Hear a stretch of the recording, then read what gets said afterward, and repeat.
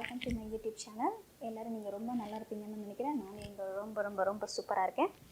So இன்றைக்கி நம்ம வீடியோவில் எனக்கு என்ன பார்க்க போகிறோம் அப்படின்னு பார்த்தா உங்களுக்கே தெரிஞ்சிருக்கும். கிச்சன் செட்டப் அது முன்னாடி காய்கறிகள் எல்லாம் செட்டப் ஆகிருக்கு. அதிலே தெரிஞ்சிருக்கும் கண்டிப்பாக இன்றைக்கி ஒரு சமையல் ரிலேட்டட் டிஷ் தான் அப்படின்னு. ஆமாங்க, இன்றைக்கி நம்ம வந்து ஒரு நல்ல ஒரு பர்ஷியன் டிஷ் நான் இன்றைக்கி ட்ரை பண்ண போகிறேன். அதை நீங்கள் பார்க்க போகிறீங்க. இந்த டிஷ்ஷோட பேர் வந்து ஆக்சுவலாக குக்கு சப்ஜி அப்படின்னு பேர். இது வந்து பர்ஷியன் நியூ இயரில் அங்கே இருக்கிற அந்த மக்கள் வந்து அவங்களுடைய நியூ இயரில் இது வந்து மெயினான டிஷ்ஷாக இருக்கும். என்னென்னா அவங்களுடைய செழிப்புக்கு ரிலேட்டடாக இந்த டிஷ்ஷை வந்து அவங்க பண்ணுவாங்க. ஸோ நம்ம வந்து பார்க்கலாம். குக்கு சப்ஜி பண்ணுறதுக்கு தேவையான பொருட்கள் என்னெல்லாம் ஃபஸ்ட்டு பார்த்துடலாம். முதலாவதாக நமக்கு தேவைப்படுற பொருள் தில். ஒன்றுலாங்க, இதுக்கு பேர் வெந்தய செடின்னு அர்த்தம், அவ்வளோதான். அதுக்கப்புறம் பாசி, கொத்தமல்லி, ஒரு 4 முட்டை வந்து நீங்கள் எவ்வளோ காய்கறி யூஸ் பண்ணுறீங்களோ அதுக்கேற்ற மாதிரி நீங்கள் முட்டை எடுத்துக்கலாம். 4லேருந்து 5 முட்டை, அவ்வளோதான். அதுக்கப்புறம் ஒரு முழு பெரிய வெங்காயம், அப்புறம் லீக், அதுக்கப்புறம் மிளகுப்பொடி, ஜீரகப்பொடி. நீங்கள் முழு ஜீரகமாக போட்டாலும் ஒன்றும் தப்பு கிடையாது, இல்லை பெருஞ்சீரகம் ஆட் பண்ணிக்கிட்டாலும் தப்பு கிடையாது. அதுக்கப்புறம் ஒரு 1/2 டீஸ்பூன் மஞ்சள், தேவைக்கேற்ற அளவு உப்பு, அப்புறம் ஒரு ஸ்பூன் பேக்கிங் சோடா, அவ்வளோதான். அப்புறம் இதே மாதிரி ஒரு பெரிய பவுல், ஒரு ஸ்பேச்சுலா ஒன்று எடுத்து வச்சுக்கோங்க. எல்லாத்தையுமே உங்களுக்கு போட்டு மிக்ஸ் பண்ணுறதுக்கு இது உங்களுக்கு தேவைப்படும். இப்போ நம்ம குக்கிங்க்கு போயிடலாம். இப்போ நம்ம ஃபஸ்ட்டு ஸ்டெப்பாக நம்மளுடைய வெங்காயம், அதுக்கப்புறம் லீக், இந்த ரெண்டுத்தையும் நம்ம கட் பண்ணி ரெடி பண்ண போகிறோம்.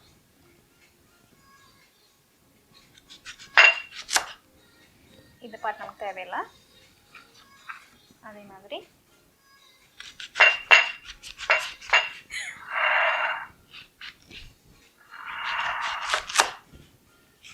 இந்த பாட்டம் நமக்கு தேவையில்லை.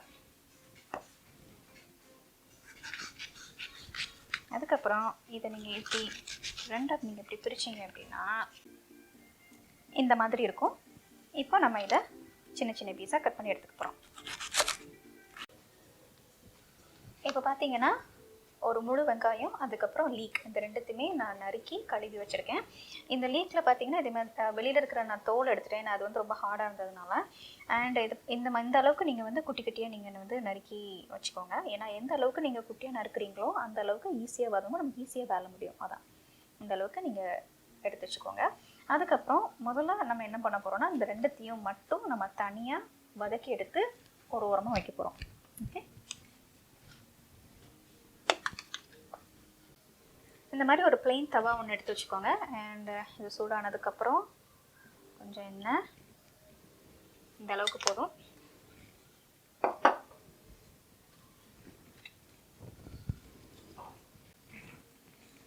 எண்ணெய் சூடாயிடுச்சு. இப்போ நம்ம வந்து நறுக்கி வச்சிருக்கிற வெங்காயம் அண்ட் லீக், இந்த ரெண்டுத்தையும் போட்டு நம்ம வதக்க போகிறோம்.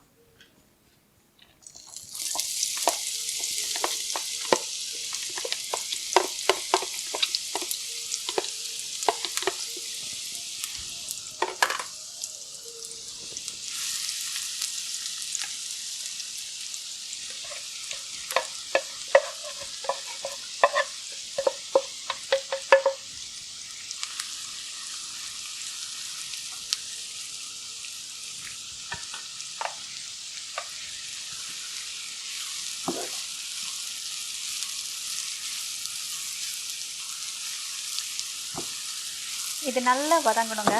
ஒரு கோல்டன் ப்ரௌன் வர அளவுக்கு நல்லா வதங்கணும். ஒரு 8 to 10 minutes நல்லா வதக்க விட்டுருங்க.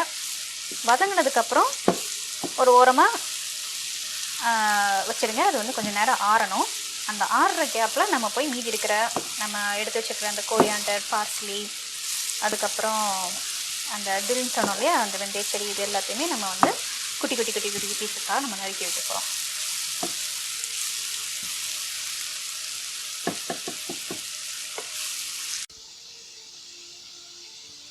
இப்போ பார்த்தீங்கன்னா இங்கே பாருங்கள், நல்லா கோல்டன் ப்ரௌன் ஆகிடுச்சு, நல்லா வதங்கிடுச்சு இது. ஸோ இந்த ஸ்டேஜ் வந்ததுக்கப்புறம் நம்ம இறக்கி வச்சிடலாம். ஏன்னா அது வந்து நல்லா கூல் ஆகணும் ஃபஸ்ட்டு. இந்த கூல் ஆகிற கேப்பில் நம்ம போய் மீதி இருக்கிற எல்லா காய்கறியும் நம்ம குட்டி பீஸஸாக நம்ம வந்து நறுக்கி வைக்க போகிறோம்.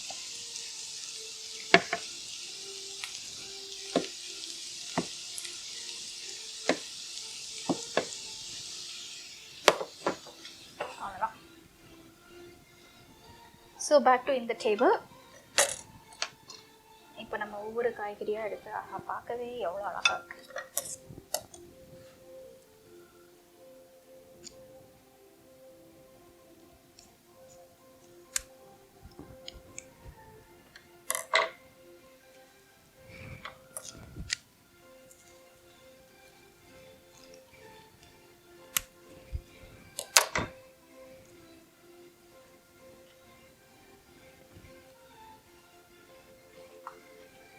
இதை இனிமேல் நம்ம குட்டி குட்டி பீசஸாக நம்ம ஒவ்வொன்றா நம்ம நறுக்கி வைக்க போகிறோம், அது கூலாகிற கேப்பில்.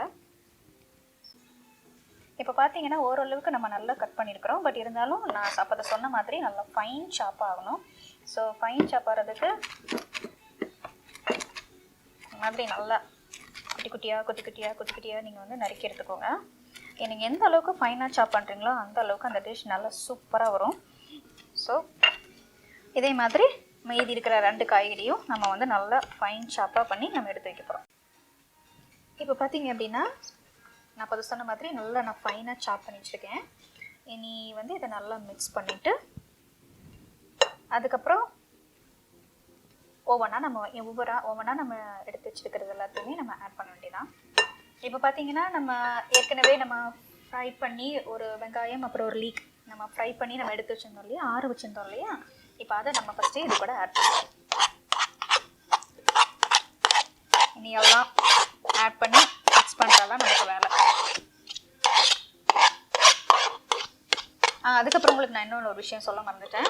இது வந்து மொத்தமாக 6 கப்பு நான் அந்த காய்கறி நான் எடுத்தேன். இந்த கப்பில் நான் வந்து மெஷர் பண்ணேன். இந்த கப்பில் நான் இந்த மெஷரிங் இதில் நான் வந்து மெஷர் பண்ணேன். இது நீங்கள் பார்த்தா தெரியும். 1 கப் வந்து 235 ml. ஸோ இதில் நான் வந்து 6 கப்பு எனக்கு காய்கறி வந்துருக்கு, இந்த ஹெர்ப்ஸ் வந்துருக்கு. So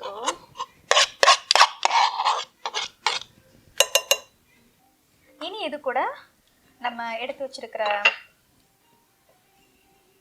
pepper, ஜீரகப்பொடி. உங்ககிட்ட அப்போ தான் நான் சொன்ன மாதிரி முழு ஜீரகம் இருந்தால் நீங்கள் முழு ஜீரகம் ஆட் பண்ணிக்கலாம், இல்லை பெருஞ்சீரகம் இருந்தால் பெருஞ்சீரகம் கூட நீங்கள் ஆட் பண்ணிக்கலாம்.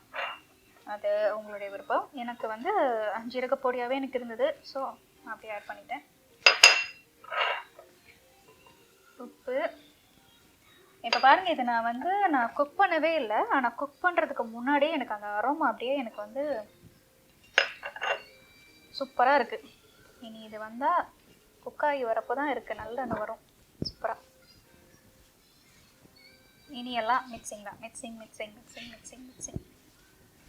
நல்லா மிக்ஸ் பண்ணிடுங்க. அப்போ நான் சொன்ன மாதிரி இந்த மாதிரி ஒரு பெரிய பவுல் கண்டிப்பாக உங்களுக்கு வேணும். இருந்தால் தான் உங்களுக்கு நல்லா மிக்ஸ் பண்ண முடியும். அண்ட் அந்த மாதிரி ஒரு ஸ்பேச்சுலா இருந்ததுன்னா நல்லா மிக்ஸ் ஆகணும்.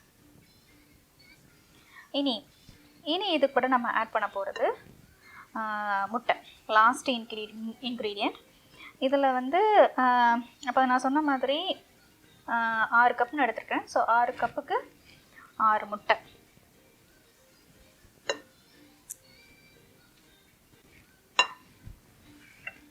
இதெல்லாம் ஓவன் எடுத்து வச்சிடலாம்.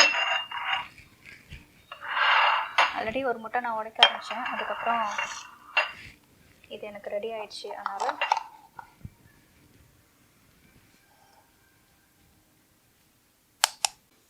இப்போ பார்த்தீங்கன்னா நான் சொன்ன மாதிரி 6 முட்டை நான் எடுத்துருக்கிறேன். ஸோ இதில் 6 கப்புக்கு நான் வந்து அந்த ஹெர்ப்ஸ் எடுத்ததுனால அதில் நான் 6 முட்டை நான் எடுத்துருக்கிறேன். அண்ட் இதை நல்லா பீட் பண்ணி வச்சுக்கோங்க.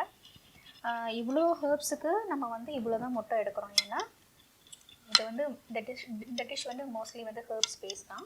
முட்டை எதுக்கு யூஸ் பண்ணுறோம்னா ஜஸ்ட் ஒரு பைண்ட் பண்ணுறதுக்காக தான், அந்த ஃபுட்டை பைண்ட் பண்ணுங்கிறதுக்காக தான். ஸோ இப்போ இது ரெடி ஆயிடுச்சு. அண்ட் இது நம்ம வந்து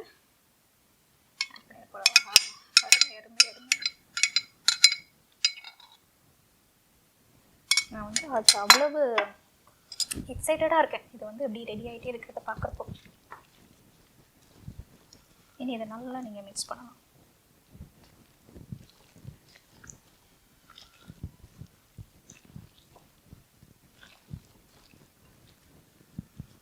ஸோ இப்போ நமக்கு இந்த அளவுக்கு நமக்கு இப்போ ரெடி ஆயிடுச்சு.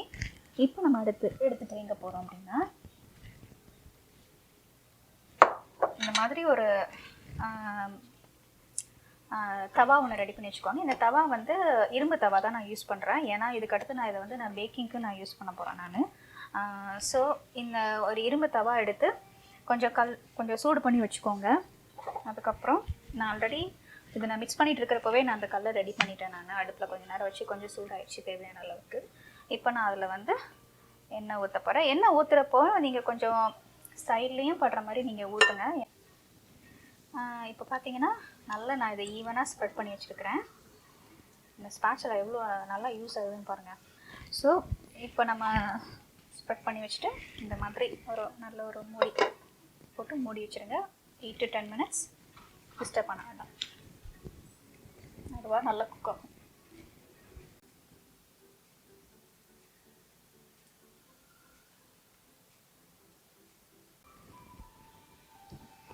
இப்போ பாருங்கள், நான் அதை வச்சு 8 minutes ஆகிடுச்சி.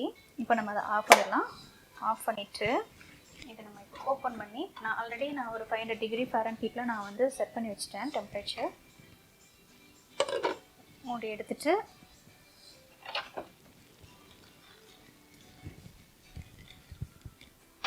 இப்போ 2 minutes ஆகிடுச்சி. இப்போ நம்ம எடுத்து நம்ம பார்க்கலாம். நம்ம டிஷ் இப்போ கண்டிப்பாக ஃபுல்லாக ரெடி ஆகிடும்.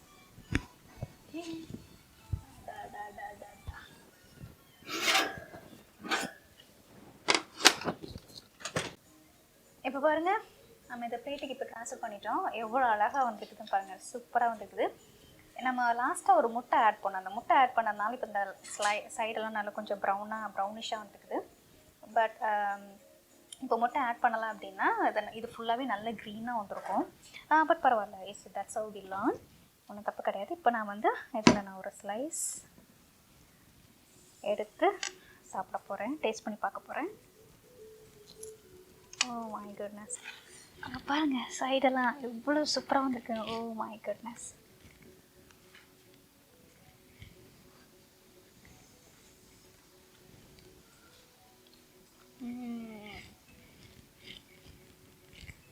சூப்பராக வந்துருக்குது. எனக்கு ரொம்ப பிடிச்சிருக்குது. ப்ளீஸ் கண்டிப்பாக நீங்கள் இதை வீட்டில் ட்ரை பண்ணி பாருங்கள். ட்ரை பண்ணி பார்த்துட்டு எப்படி வந்தது அப்படின்னு நீங்கள் எனக்கு சொல்லுங்கள். அண்ட் கமெண்ட் செக்ஷனில் ஏதாவது கொஷின்ஸ் இருந்தால் கமெண்ட் பண்ணுங்கள். அண்ட் ப்ளீஸ் என்னோட வீடியோஸை லைக் பண்ணுங்கள், ஷேர் பண்ணுங்கள், அண்ட் என்னோட சேனலை சப்ஸ்கிரைப் பண்ணுங்கள். Until then, bye. நம்ம அடுத்த யூடியூப் வீடியோவில் சந்திக்கலாம். Bye, take care.